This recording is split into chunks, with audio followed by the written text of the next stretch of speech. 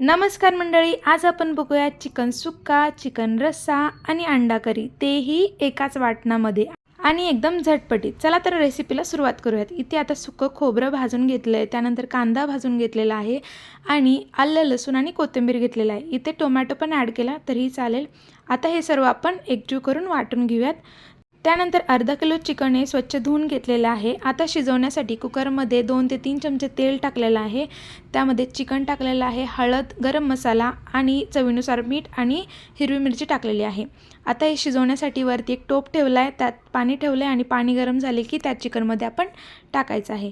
अगदी 2 शिट्ट्या झाल्या की गॅस बंद करायचा. त्यानंतर एक कढईमध्ये तेल टाकलेलं आहे, त्यानंतर उभा चिरलेला कांदा टाकायचा आहे आणि जे वाटण वाटून घेतलं होतं ते टाकून घ्यायचं आहे. त्यानंतर मसाले टाकूयात, गरम मसाला, हळद, काश्मीरी लाल मिर्च पावडर आणि लाल तिखट.